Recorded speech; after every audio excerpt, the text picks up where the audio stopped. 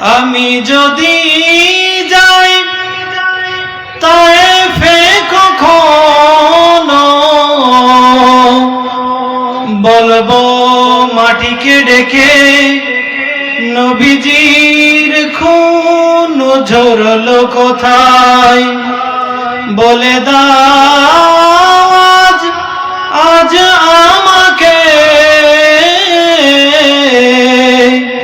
প্রতিশোধের দাবানল জ্বালাবো হেতায়। আল্লাহুম্মা সাল্লি আলা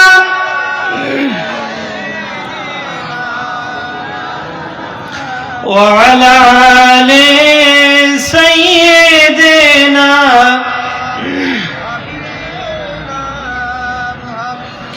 কি দিয়ে শুকরিয়া করি গো তোমায়, তুমি যে দয়াময় করুণার আধার, তুমি করুণার আধার, তুমি করুণার আধার।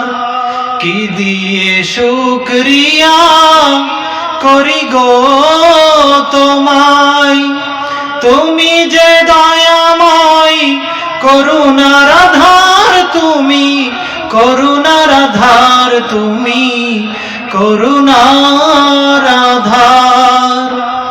আমারে দুটি চোখ যেদিকেই যায়, তোমার মহিমা মন ছুঁয়ে যায়।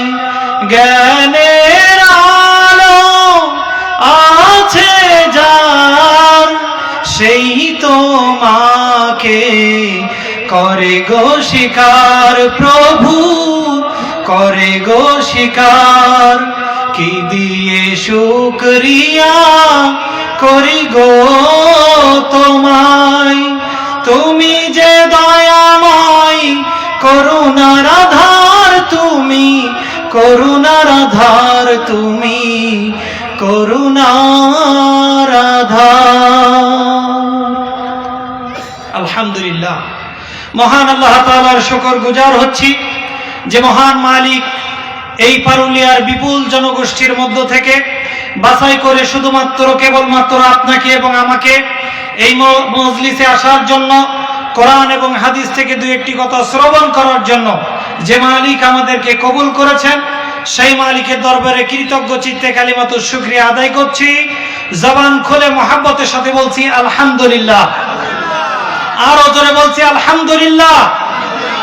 লক্ষ কোটি দুরুদ এবং সালাম যিনি তামাম নবীদের সরদার এবং শেষ তাজদারে মদিনা, নূরে মুজাসসাম সাইয়্যিদুল মুরসালিন, আশরাফুল আম্বিয়া, রাহমাতুল লিল আলামিন, বিশ্ব নেতা বিশ্বনবী জনাবে মুহাম্মদুর রাসূলুল্লাহ সাল্লাল্লাহু আলাইহি সাল্লামের প্রতি সম্মানিত হাজরিন, আল্লাহ তাআলার কাছে শুকরিয়া আদায় করতে চাই মস্তক অবনত চিত্তে, এবং শুকরিয়া আদায় করতে যে কিয়ামত পর্যন্ত যদি সিজদা অবনত চিত্তে আল্লাহর শুকরিয়া আদায় করি, এর পরেও শেষ করা যাবে না। কারণ 5ই আগস্ট আল্লাহ তাআলা যে মুক্তি এই জাতিকে দিয়েছেন, যেই স্বাধীনতা আল্লাহ তাআলা এই জাতিকে দিয়েছেন, কিয়ামত পর্যন্ত বাংলাদেশের জনগণ যদি আল্লাহর দরবারে সিজদা অবনত চিত্তে পড়েও থাকে, এর শুকরিয়া আদায় করে শেষ করা যাবে না। কত বলেন ঠিক না বেটি? 5ই আগস্টের আগে এরকম একটা মাহফিল করতে গেলে সহজে কি করা যাইতো?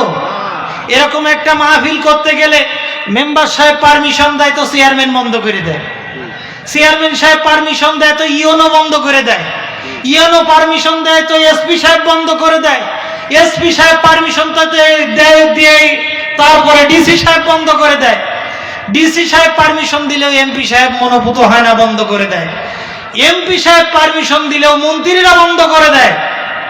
সম্মানিত হাজিরিন, বিগত 15-16টি বছর এই দেশের মানুষকে জিম্মি করা হয়েছে। ধর্মীয় লিবাস থাকার কারণে অসংখ্য মানুষকে জঙ্গি আখ্যা দিয়ে জেলখানায় ভরে ফেলেছে, অসংখ্য মায়ের বুক খালি করেছে। শুধু তাই নয়, গত 5ই আগস্ট ছাত্র জনতার এই অভ্যুত্থানে 1,500-এর অধিক ছাত্র জনতাকে হত্যা করেছে, অসংখ্য মানুষকে আহত করে বিছানায় কাতরিয়েছে, মৃত্যুর যন্ত্রণায় ছটফট করতেছে। এই অবস্থা থেকে আল্লাহ তাআলা মুক্তি দিয়েছেন। আমরা আল্লাহর কাছে আরেকবার শুকরিয়া আদায় করি, আলহামদুলিল্লাহ। আমরা শুকরিয়া আদায় করলাম খুশি হয়ে মালিকের কাছে। আবার এক শ্রেণীর মানুষ আছে দেখবেন সমাজে, বলে এর থেকে আগে ভালো ছিলাম, বলে না এর থেকে আগে ভালো ছিলাম, এর থেকে আগে ভালো ছিলাম। ১,৫০০-এর মতন ছাত্র জনতাকে হত্যা করেছে, অসংখ্য মানুষকে বছরের পর বছর মাটির নিচে আয়না ঘর বানায় তাদেরকে বন্দী রেখেছে। পরিবার জানে না সন্তান বেঁচে আছে কিনা, সন্তান জানে না তার পরিবার বেঁচে আছে কিনা। এত নির্যাতন হত্যার পরেও এক শ্রেণীর মানুষ বলে আগেই ভালো ছিলাম। কিয়ামত কায়েম হয়ে যাবে, এরা নেত্রীর দোষ খুঁজে পাবে না। কথা বলেন ঠিক না বেঠিক? সম্মানিত হাজিরিন, একটা কথা মনে আসছে আলোচনার শুরুতেই। এক পীরের দরবারে একজন মুরিদ বলতেছে, হুজুর আপনার এই খানকায় বহু মুরিদকে আপনি সাপ্লাই দিয়েছেন, ডেলিভারি দিয়েছেন। এই দরবারে যারা আসে তারা দিন শিক্ষা করে তালিম নিয়ে বের হয়ে যায়, কেউ কবিরাজি শিখে বের হয়ে যায়, কেউ আধ্যাত্মিক জ্ঞান নিয়ে বের হয়ে যায়। আপনার দরবারে আমি বহুদিন মুরিদি করেছি, তবে আপনার কাছে আমার চাওয়া পাওয়া তেমন কিছু নাই, ছোট্ট একটা চাহিদা আছে। বলে কি? বলে এমন কোন দোয়া কালাম আমারে শিখায় দেন যেই দোয়া পড়ে আমি ফু দিলে যেন জেন হাসিল হয়। জেন হাসিল করার দোয়া আমারে শিখায় দেন, মুরিদ হিসেবে আর কোনো দাবি দাবা নাই। পীর সাহেব বললেন, তোমার এই ছোট্ট একটা দাবি তো রাখতেই হয়। ঠিক আছে, তুমি এই দোয়া পড়ে বিসমিল্লাহ বলে যখন হাতে মুষ্টিবদ্ধ করে হাতে ফু দিবা, মুহূর্তের ভিতরে জেন হাসিল হয়ে যাবে। দরবার থেকে বাড়িতে চলে আসছে। বাড়িতে আসার পরে পীর সাহেবের শেখানো সেই দোয়া পড়ে হাত মুষ্টিবদ্ধ করে যেই না মাত্র হাতের মধ্যে ফু দিয়েছে, মুহূর্তের ভিতরে আলাউদ্দিনের চিরাগের মতো জেন হাজির হয়ে গেছে। এরপরে বলতেছে, কি কাজ বলেন? বলতেছে, আমার চাহিদা হলো আমি সারা বছর আয় রোজগার করে খাইতে পারবো না, আমি সারা বছর মাঠে খাটতে পারবো না, জম দিতে পারবো না, রিক্সা চালাতে পারবো না, ইজি বাইক চালায় খাইতে পারবো না। আমার মনের খায়েশ হলো আমার এই যে ঘর দেখতেছো, ঘর ভর্তি টাকা আমারে তুমি এনে দাও। জিন বলতেছে, হুজুর আমারে 2 মিনিট সময় দেন। জিন কোথার থেকে যে 2 মিনিট পরে অফরন্ত টাকা নিয়ে ঘরের ভিতরে ঢুকাইছে, ঘরে আর জায়গা ধরে না, বারান্দাও ফুল হয়ে গেছে। এরপরে বলতেছে, মুরিদ সাহেব কাজ দেন। বলতেছে, টাকা ভরা শেষ? বলে হ্যাঁ টাকা ভরা শেষ। তাহলে তোমার 2 নম্বর কাজ হচ্ছে, আমার মনের বড় ইচ্ছা, টাকা পয়সার অভাবে ভালো ভালো ফলমূল খাইতে পারি না, আজকে যখন চাইছো, কাজের সুযোগ যখন পাইছো, তাহলে আমার জন্য দামি দামি ফলমূল নিয়ে হাজির করে দাও, পেটে বড় ক্ষুধা, পেটটা ক্ষুধা নিবারণ করি। বলল 2 মিনিট সময় দেন। কিছুক্ষণ পর কোথার থেকে গামলা ভর্তি, থালা ভর্তি ফলমূল নিয়ে সামনে হাজির করে দিয়েছে। মুরিদ আনন্দ চিত্তে সমস্ত ফল ভক্ষণ করে গলা পর্যন্ত গিলে ফেলছে। এরপরে খাওয়া দাওয়া শেষ। জিন বলতেছে, হুজুর কাজ দেন।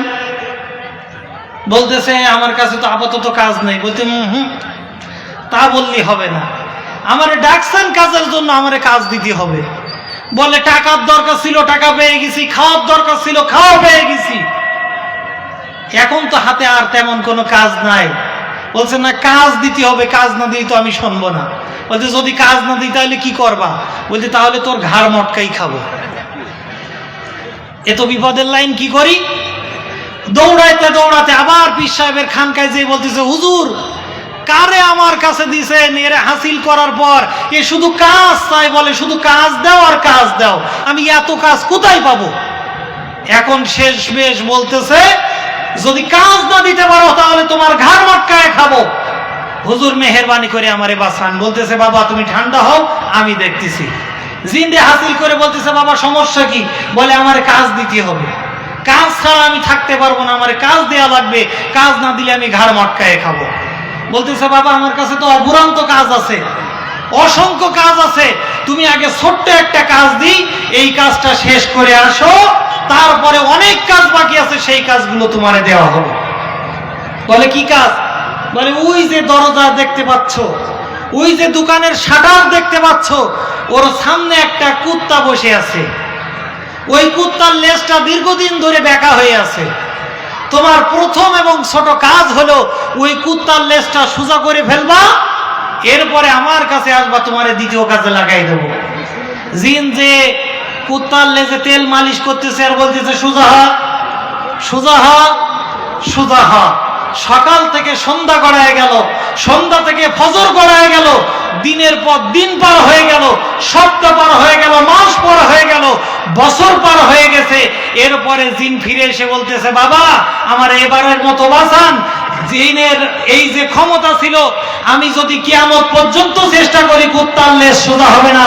যারা এতগুলো ছাত্রকে হত্যা করলো, এত জুলুম অত্যাচার 16 বছরে করলো, এরপরেও যারা এই সরকারের দোষ খুঁজে পায় না, কুত্তার লেজ যেমন কিয়ামত পর্যন্ত সোজা হবে না, এই মানুষগুলোও তেমন সোজা হবে না। কথা বলেন ঠিক না বেটা? সম্মানিত হাজিরিন, 1204 সালে, কত সালে? 1204 সালে, এখান থেকে 820 বছর আগে, কয় বছর? এখান থেকে 820 বছর আগে এই বাংলাদেশে লক্ষণ সেন নামে একজন রাজা ছিলেন। এই লক্ষণ সেন যখন বাংলা শাসন করত, তখন আল্লাহর একজন বান্দা ইখতিয়ার উদ্দিন মোহাম্মদ বখতিয়ার খলজি মাত্র 18 জন বীর মুজাহিদ নিয়ে এই বাংলার জমিনে নারায়ে তাকবীর আল্লাহু আকবারের স্লোগান দিয়েছে। লক্ষণ সেন দুপুরবেলা ভাত খাচ্ছিল, মুসলমানদের তাকবীর ধ্বনি শুনে ভয়ে ভীত হয়ে দুপুরের ভাত ফেলে যখন পালাচ্ছিল, হঠাৎ করে পায়ের সাথে বেঁধে লুঙ্গি খুলে গেছে। পিছন দিক থেকে বিবি ডাক দিয়ে বলতেছে, লুঙ্গিটা নিয়ে দৌড়াও। বলতেছে, বাবা লুঙ্গি থাক, আগে জীবন বাঁচাইনি।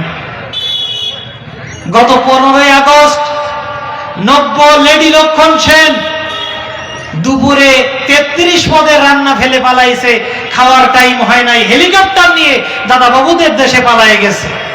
সম্মানিত হাজিরিন, যারা এত অত্যাচার নির্যাতনের পরে এখনো মনে করে আগেই ভালো ছিলাম, তবে নব্য লক্ষণ সেনদের জেনে রাখা উচিত, এই জমিনে যদি আবার মুসলমান রাজপথে নামে, লক্ষণ সেন পালানোর সময় লুঙ্গি ফেলে পালাতে পেরেছে। নব্য লক্ষণ সেন 5ই আগস্ট লেডি লক্ষণ সেন হেলিকপ্টার পেয়েছে। আগামীতেও যারা লক্ষণ সেন হবে, পালানোর জন্য হেলিকপ্টার তো দূরে থাক, বঙ্গোপসাগরে ঝাঁপিয়ে পড়ে মরা ছাড়া বিকল্প থাকবে না। কত বলেন ঠিক না বে ঠিক? আরো জোরে বলেন ঠিক না বে ঠিক? সম্মানিত হাজিরিন, শয়তান মধ্যে মাঝে কাটি দেয়, আর তাই বাংলাদেশে উঠে কিটকিট করে। মানুষ ভুল করবে, আবার ভুলের সাথে সাথে আল্লাহ তাআলার কাছে ক্ষমা চাবে, এটাই হচ্ছে বনি আদম সন্তানের খাসিয়াত। আর মানুষ ভুল করার পরেও যদি পাল্টা যুক্তি দাঁড় করায়, তাহলে তার খাসলত ইবলিসের সাথে মিলে যায়। কথা বলেন ঠিক না বেটি? ইবলিসকে আল্লাহ তাআলা বললেন, উসজুদ লি আদম। আদম আলাইহিস সালামকে সৃষ্টি করার পর সমস্ত ফেরেশতাদেরকে বললেন, তোমরা আদমকে সিজদা করো। সবাই সিজদা করলো, ইল্লা ইবলিস। ইবলিস সিজদা করে নাই। আল্লাহ তাআলা বললেন, কেন ইবলিস সিজদা করলে না? সে বলল, আল্লাহ খায়রুম মিনহু, আমি আদমের চেয়েও ভালো। আল্লাহর সামনে কোনো পাল্টা যুক্তি খাটে না, আল্লাহর সামনে কোনো যুক্তি তর্ক দাঁড় করানো যায় না। ইবলিস বলতেছে, আল্লাহ খায়রুম মিনহু, আমি তার থেকেও বেশি ভালো। কেন? সে বলল, খলাকতানি মিন নারি ওয়া খালাকতাহু মিন তিন। আল্লাহ তাআলার সামনে যুক্তি দিচ্ছে, আল্লাহ আদমকে বানাইছো মাটি থেকে, কাদা থেকে, আমাকে বানাইছো আগুন থেকে। আগুনের মর্যাদা হচ্ছে, আগুনের গুণ হচ্ছে উপরের দিকে উঠবে, আর তিন মাটির খাসিয়াত হচ্ছে নিচের দিকে যাবে। সুতরাং তুমি আদমকে বানাইছো মাটির থেকে, ওর সম্মান মর্যাদা নিচের দিকে থাকবে। আমি তো ইবলিস, আমার সম্মান উপরে যাবে, আমি কেন আদমকে সিজদা করব? আল্লাহ তাআলা বললেন, বের হ, আমার সামনে কোনো যুক্তি চলে না, আমার সামনে কোনো অজুহাত চলে না। আমি সিজদা করতে বললাম, উসজিদ লি আদম, আদমকে সিজদা করলে না, যুক্তি দাঁড় করালে। যুক্তি দিয়ে যখন আমার সামনে যুক্তি দাঁড় করালে, আজকে তোকে আমি অভিশপ্ত করে দিলাম, বের হয়ে যা। আল্লাহ যখন বললেন বের হয়ে যা, ইবলিস বলল, আল্লাহ আমি বের হব, তবে আমার 3টা দফা দাবি একটু আছে, এটা তোমাকে মানতে হবে। কি দফা? কি 3 দফা?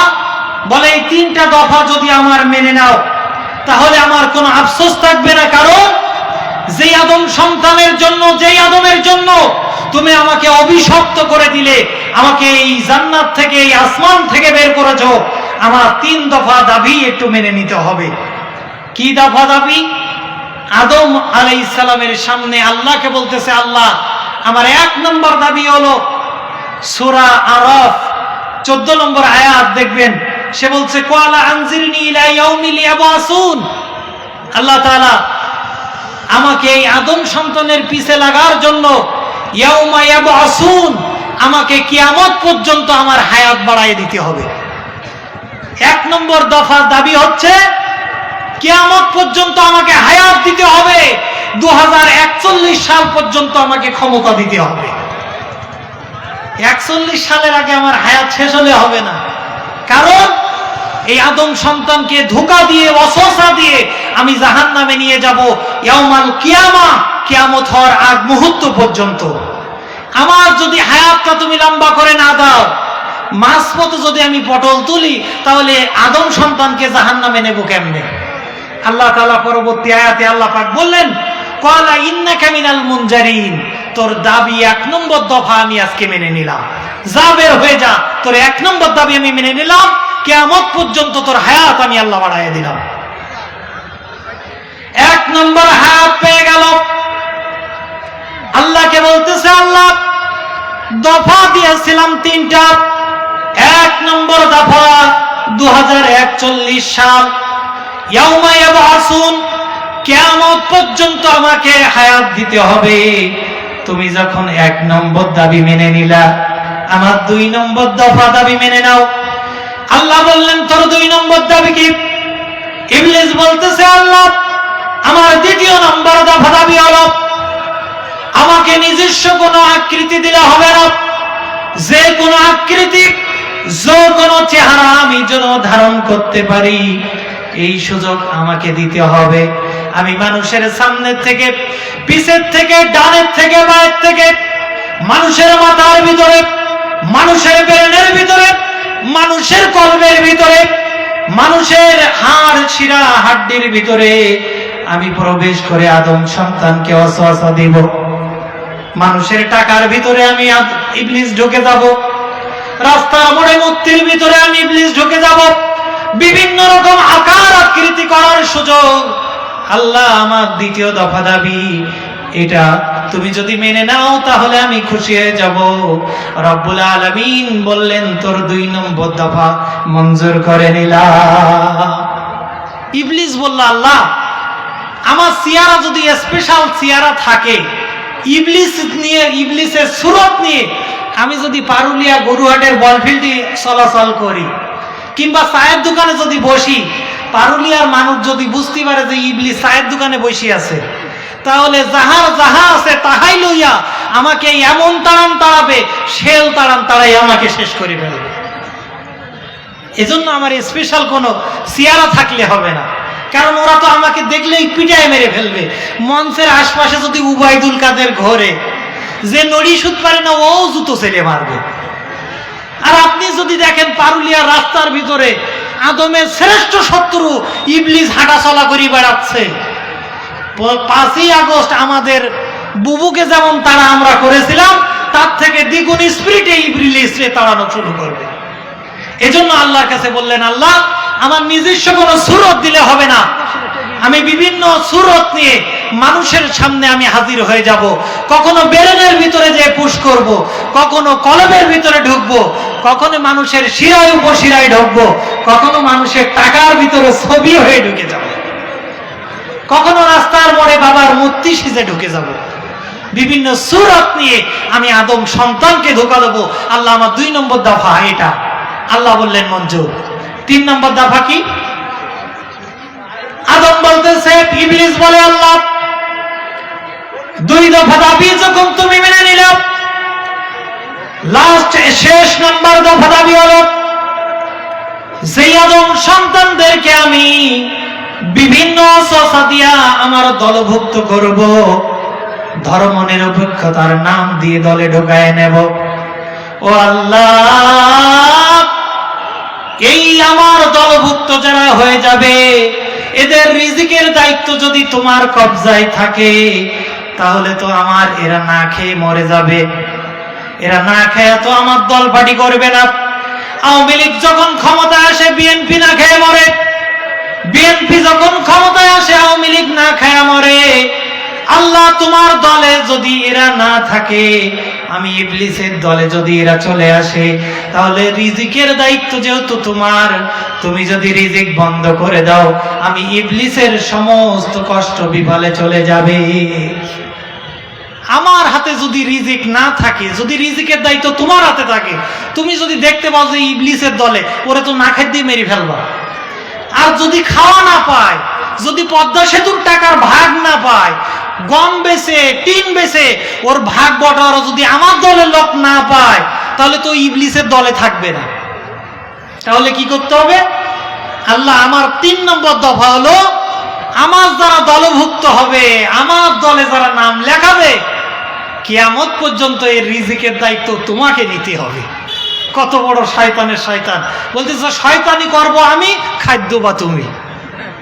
শয়তানি করব আমি, তাদের রিজিকের ব্যবস্থা করবা তুমি। এরপরে আল্লাহ বললেন, যা 3 নম্বর দফাও তোরে আমি মেনে নিলাম। সম্মানিত হাজিরিন, আল্লাহর সামনে যুক্তি দাঁড় করালো, বাক্য ব্যয় করে আল্লাহর সামনে অভিশপ্ত হয়ে গেল। আমার বাংলাদেশে 1500-র উপরে ছাত্র জনতাকে হত্যা করলো। এতগুলো মানুষকে হত্যা করার পর একটা বার তো আল্লাহর কাছে তওবা করা উচিত ছিল, জাতির সামনে ক্ষমা চাওয়া উচিত ছিল। জাতির সামনে ক্ষমা না চাইয়া উল্টা ফোনের ভিতরে বলতেছে আমার অপরাধটা কি? ইবলিস যেমন অপরাধ খুঁজে পাই নাই, এই জমিনের শ্রেষ্ঠ কুখ্যাত খুনি শেখ হাসিনাও তেমনি নিজের অপরাধটাও সে খুঁজে পায় না। শয়তান যেমন নিজের অপরাধ স্বীকার করে না, বাংলাদেশের লেডি শয়তানও বলতেছে এতগুলো মানুষ মারার পরও বলে আমার অপরাধটা কি, আমি কি করেছি, তুমি কি করনি, তুমি কি করনি। সম্মানিত হাজিরিন, আমি আপনাদের মাঝে সূরা মুদাসসির 74 নম্বর সূরা, এর ভিতর থেকে 40 থেকে 46 6টা মাত্র আয়াত তেলাওয়াত করলাম। এই আয়াতের আলোকে কথা শেষ করব ইনশাআল্লাহ।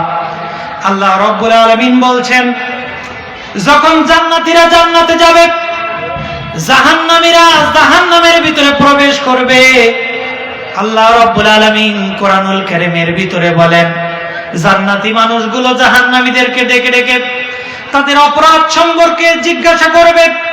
ফি জান্নাতি ইয়াতাসাআলুন আনিল মুজরিমিন, কি অপরাধ নিয়া, কি ক্রাইম করে এই সাকার নামক জাহান্নামে তোমরা আসলা?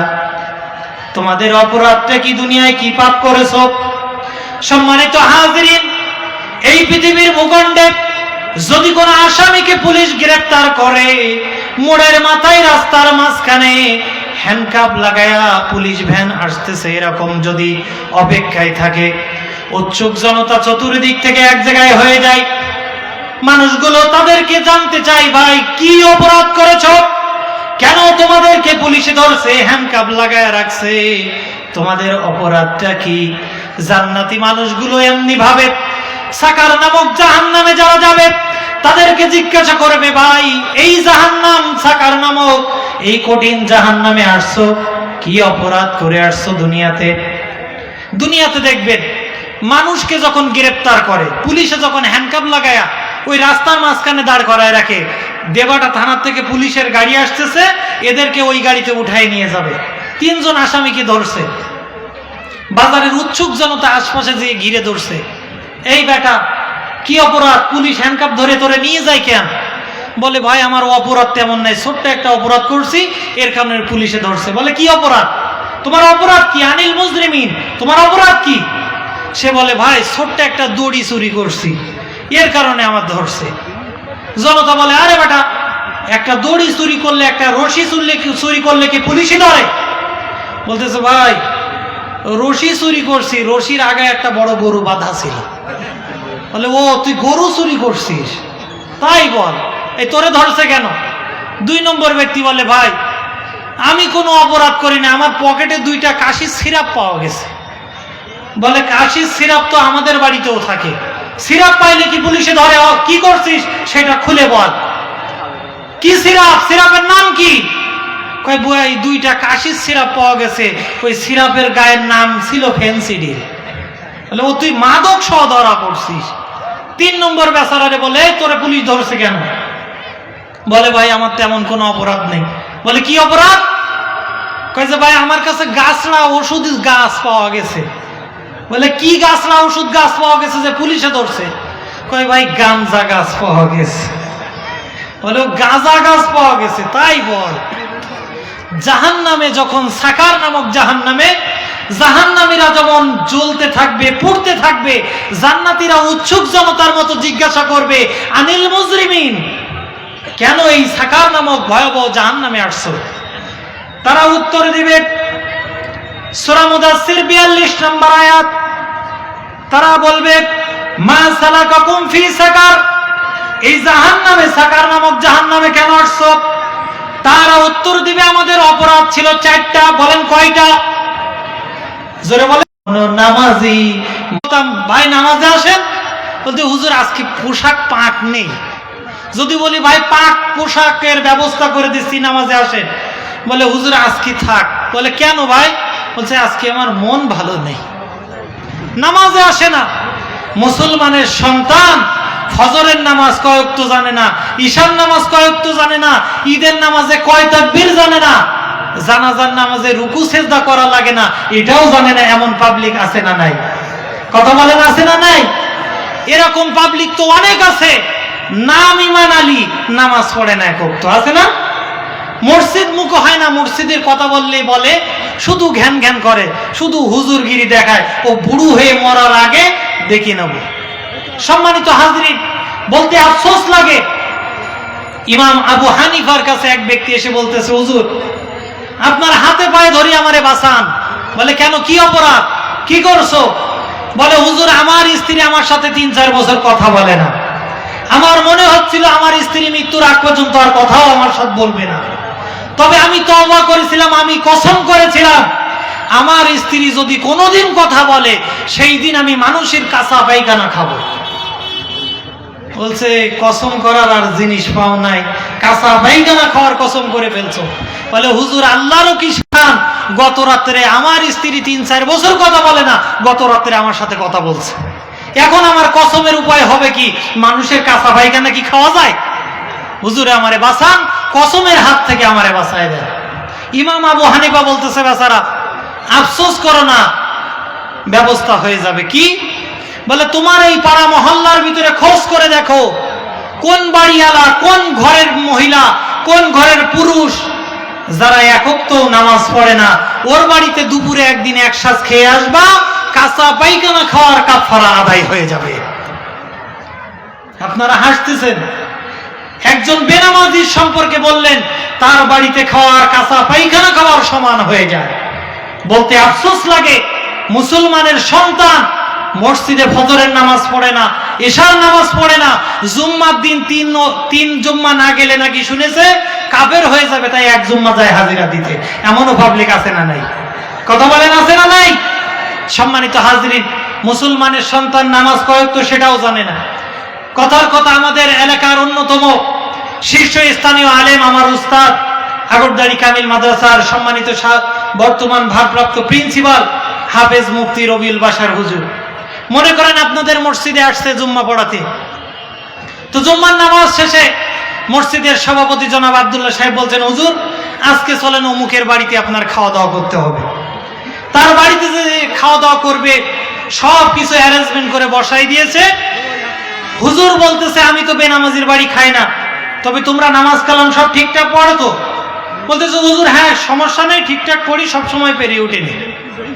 হুজুরের সন্দেহ লাগছে, সবসময় পেরিয়ে ওঠে না তার মানে কি? তার মানে তো নামাজ পড়ে না। তাহলে এ কি বেনামাজি?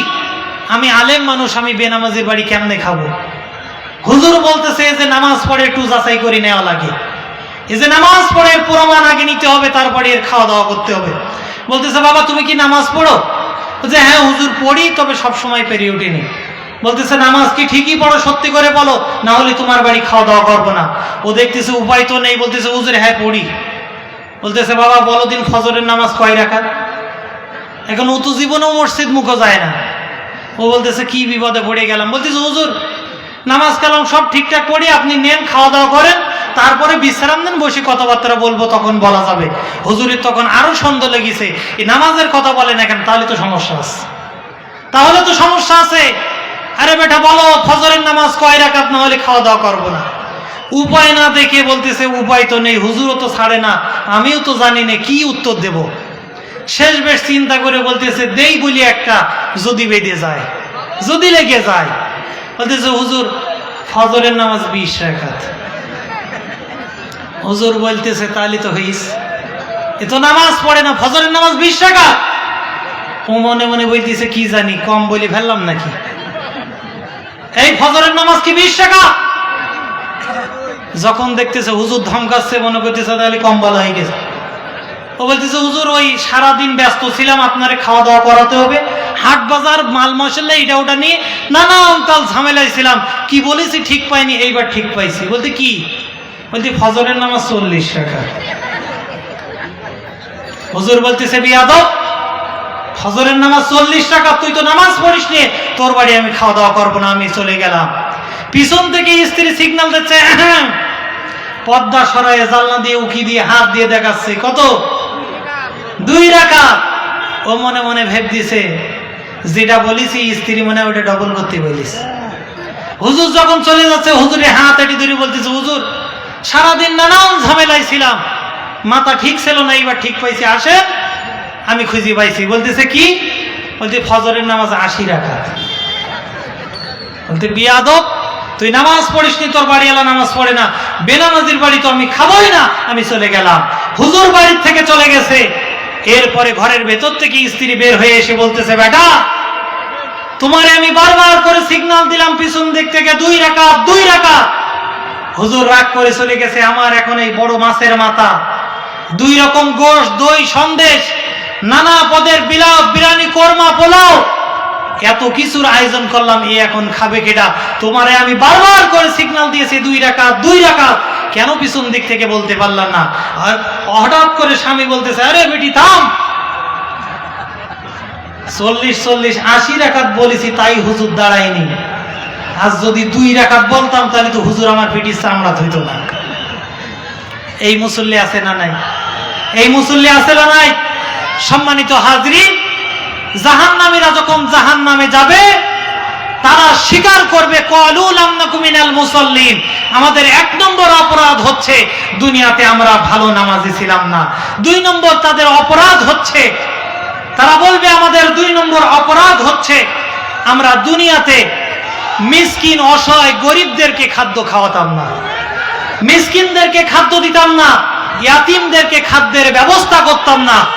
আমাদের জাহান্নামে আসার 2 নম্বর কারণ হচ্ছে আমরা দুনিয়াতে মানুষদেরকে, অভাবীদেরকে আমি ভালো কোনো খাদ্য খাবার দিতাম না। লিল্লাহে তাকবীর, লিল্লাহে তাকবীর। প্রধান আলোচকের আগমন, প্রধান আলোচকের আগমন, লিল্লাহে তাকবীর।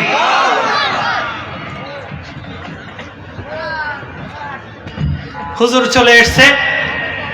সম্মানিত হাজিরিন, তাহলে জাহান্নামীরা স্বীকার করবে আমাদের 1 নম্বর অপরাধ হচ্ছে দুনিয়াতে আমরা ভালো কোনো মুসল্লি ছিলাম না। 2 নম্বর জাহান্নামে আসার কারণ হচ্ছে আমাদের 2 নম্বর অপরাধ হচ্ছে আমরা গরিব অসহায়দেরকে খাদ্য খাবারের ব্যবস্থা করে দিতাম না। 3 নম্বর আমাদের অপরাধ হচ্ছে আমরা দোকানে, বাজার ঘাটে, যেখানে মোড়ে যেখানে বসতাম অনর্থক বেহুদা কথাবার্তার ভিতরে আমরা সময় ব্যয় করতাম। আর 4 নম্বর অপরাধ হচ্ছে আমরা পরকাল আসে বিশ্বাস করতাম, কিন্তু মন দিয়ে, ঈমান দিয়ে ধারণ করতাম না। পরকাল হতেও পারে, ওয়া নুকাজ্জিবু বিয়াউমিদ্দিন, পরকালকে আমরা প্রকৃত অর্থে স্বীকার করতাম না। এই 4টা অপরাধের কারণে তারা বলবে আমরা আজকে এই সাকার নামক জাহান্নামে আল্লাহ তাআলা আমাদেরকে ঢুকাইছেন। সম্মানিত হাজরিন, আল্লাহ তাআলা আমাদেরকে এই চারটা পাপ থেকে বিরত থাকা তৌফিক আল্লাহ দান করুন। আল্লাহ তাআলা আমাদেরকে সাকার নামক জাহান্নাম থেকে বাঁচার তৌফিক আল্লাহ এনায়েত করুন। ওমা আলাইনা ইল্লাল বালাগ। আসসালামু আলাইকুম ওয়া রাহমাতুল্লাহ। সম্মানিত হাজিরিন, এ পর্যায়ে একটি ঘোষণা এসেছে, আগামী 28 ফেব্রুয়ারি 15ই ফাল্গুন রোজ শুক্রবার সখীপুর সরকারি খান বাহাদুর আহসানুল্লাহ কলেজ ময়দানে তাফসিরুল কোরআন মাহফিলের আয়োজন করেছে 20তম। এই তাফসিরুল কোরআন মাহফিলের প্রধান অতিথি হিসেবে উপস্থিত থাকবেন